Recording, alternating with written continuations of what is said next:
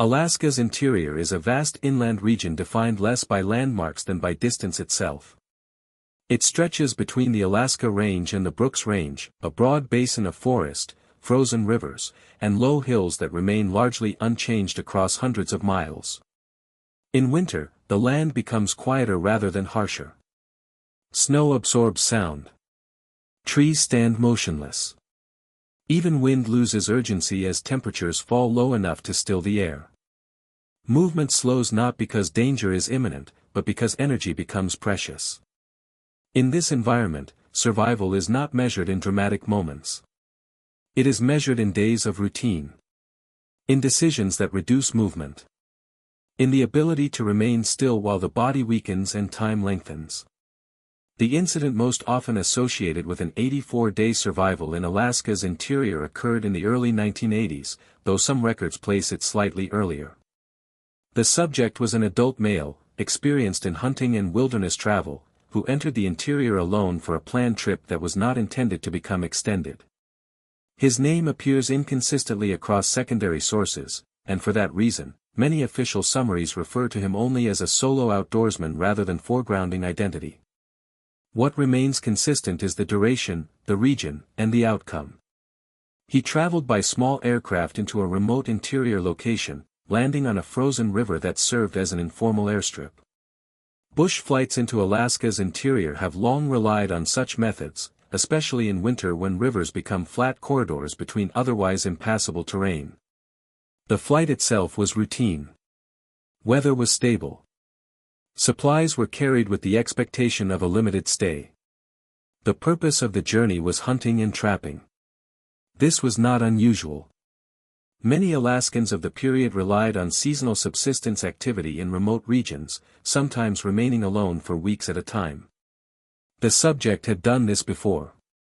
He carried tools appropriate to cold weather, a firearm, limited ammunition, basic shelter materials, and food intended to last a short period. He expected to be retrieved by aircraft after a set time or to hike back to a known extraction point. The Alaska interior does not announce isolation immediately. The first days are often calm. Travel is possible. Firewood is available. Hunger is distant. The land does not resist presence so much as it ignores it.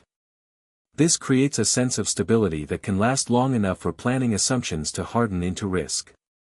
The point at which this trip became irreversible did not occur during a storm or accident.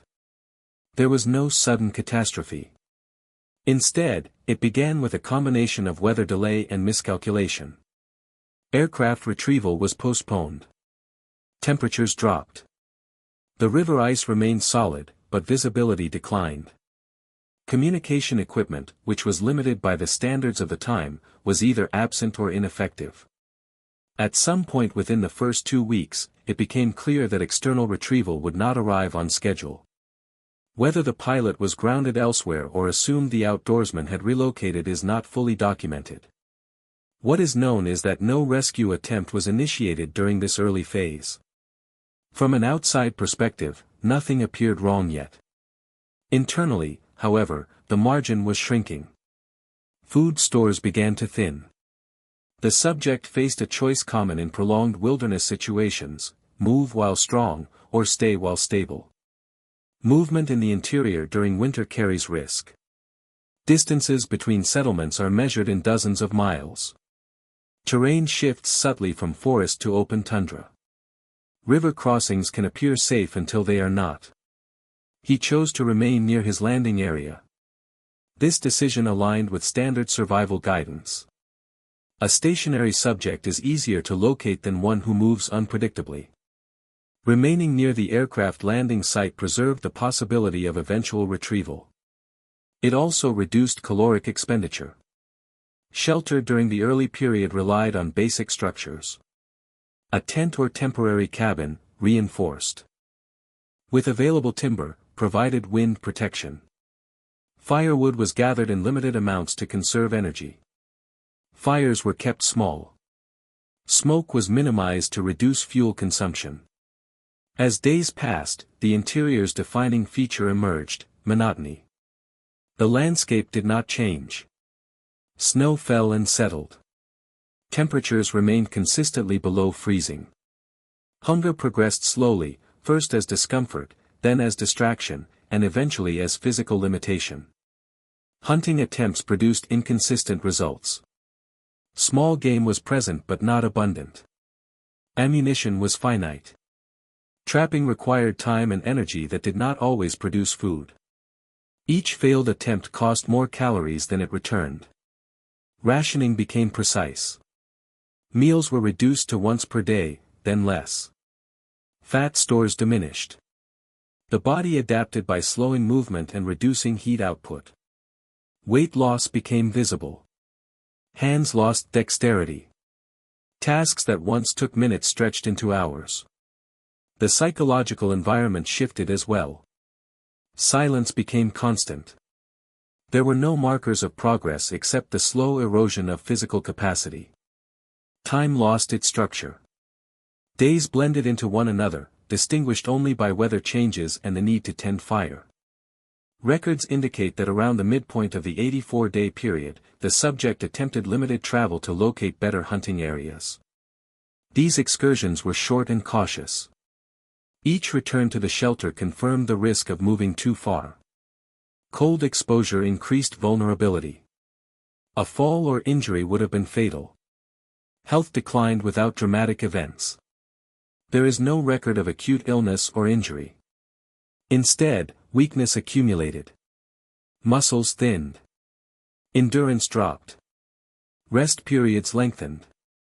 The body entered a conservation state similar to prolonged fasting observed in other survival cases.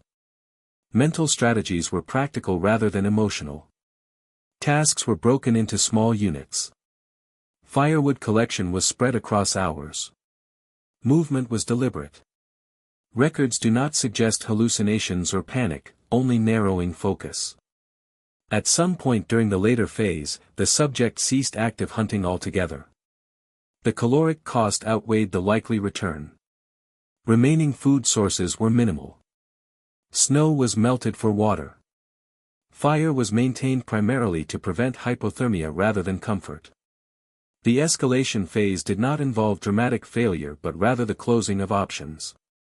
The possibility of walking out diminished as strength declined. Remaining stationary became the only viable strategy. Rescue occurred near the end of the 84-day period. The precise trigger varies across accounts. Some reports indicate a scheduled aerial survey unrelated to the original trip. Others suggest delayed concern prompted a search flight. What is consistent is that the subject was located alive, severely underweight, and unable to travel independently. There was no celebration. Recovery was slow. Medical intervention addressed starvation and cold exposure. Long-term effects were documented but not sensationalized. Survival did not imply restoration. In historical context, the incident reinforced existing knowledge rather than redefining it. Alaska's interior does not require dramatic events to become lethal. Time alone is sufficient. Survival depends less on heroism than on restraint, discipline, and the avoidance of unnecessary movement. The case remains cited because of its duration rather than its drama. 84 days represents a threshold beyond which survival becomes statistically unlikely without resupply. That the subject lived through it did not alter the environment's indifference. It only demonstrated how narrow the margin can become before it closes entirely.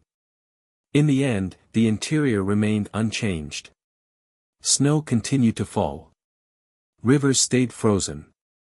The land did not mark the passage of the person who endured it. The significance lies not in what the environment did, but in how little it needed to do at all.